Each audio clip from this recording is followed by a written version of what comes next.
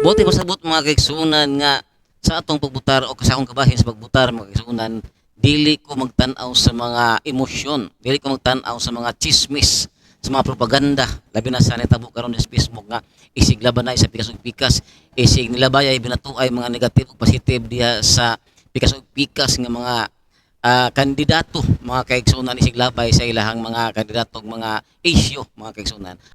Kumusta na usab mga kaigsuunan?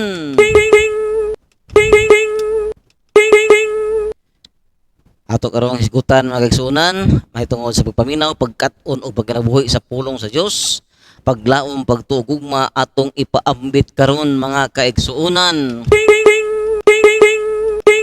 Kung asa man kamo karon mga kaigsuunan, naba kamo sa mga sakyanan, nagtrabaho ba kamo mga kaigsuunan, naba sa balay, naba kamo nagbiyahe, padayon sa pagpaminaw o pag-uban kanako mga kaigsuunan. Isyu may kalabutan gyapon magkaigsuunan sa politika karon mga kaigsuunan nga nagkagubot, nagkaguliyang mga kaigsuunan isyu sa atong nasod mga kaigsuunan. Dunay nangutanan ako mga kaigsuunan kung kinsa ba kuno kong butaran karong sunod nga presidential election sa 2028 mga kaigsuunan. Ang akong tubag mga kaigsuunan, para nako mga kaigsuunan, dili ko maglantaw sa politika. Ang akong gilantaw karong kaigsuunan mao ang current ug ang previous nga leadership. Ang pagdumala, ang gitan-aw nako sa current ug previous nga pagdumala mga kaigsuunan, munay akong gilantaw mga kaigsuunan. Kung asa nabita o asang bahina nga ang mga tao nabugatan, kung asang bahina ang mga tao napagaan mahitungod sa leadership sa current ba o sa previous ba mga kaigsuunan. Sa akong bahin mga kaigsuunan, doon ako yung mga kasinatian sa current o previous nga mga leadership, no? Sa mga panalitan sa akong anak nga kanunay ito na hospital sa tungod sa iyang sakit na sinati nako og nabatyag nabati ginako mga kaigsuunan nga dunay pagdumala nga masayon og simple kayo nga di ta magkalisod-lisod sa pamaagi sa hospitalization diha sa pag-hospital sa akong anak mga kaigsuunan.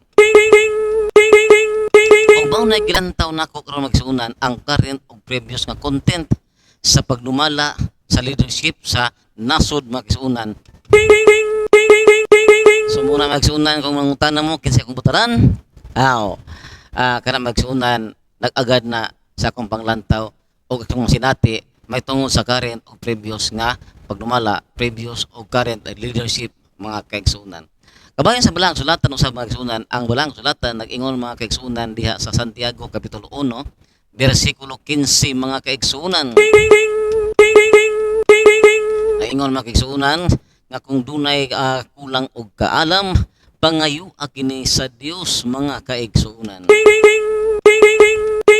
Buti pasabot mga kaigsuunan nga sa atong pagbutar o sa akong kabahin sa pagbutar mga kaigsuunan, dili ko magtan-aw sa mga emosyon, dili ko magtan-aw sa mga chismis, sa mga propaganda, labi na sa nitabo karon sa Facebook nga isig laban na sa pikas ug pikas, isig nilabayay binatuay mga negative ug positive diha sa pikas ug pikas nga mga kandidato mga kaigsuunan isig labay sa ilahang mga kandidato ug mga issue mga kaigsuunan. Ang ako mga kaigsuunan, pangayoon ako sa Ginoo kung ako'y mabutar sa sunod pong eleksyon nga unta makapili kitang katawhan, kitang mga tao makapili tag leadership nga maayo sa atong nasod aron kita mapagaan ug dili kita mag-ul, dili kita mabukatan sa atong mga problema labi na sa leadership sa nasod mga kaigsuunan. Kay mao man nasulat sa balang sulatan diha sa Proverbio kapitulo 29 bersikulo 2 nga kung ang magmando mga kaigsuunan, nag-ingon rin mga kaigsuunan nga kung ang matarong maoy magdumala ang katawhan malipay. Apan kung dautan ang magmando ang katawhan mag-agulo mga kaigsuunan. So muna mga kaigsuunan nga pangayoon nato sa Ginoo nga unta makapilit tag leadership, makapilit tag magdumala nga kitang katawhan dili mag-agulo mga kaigsuunan.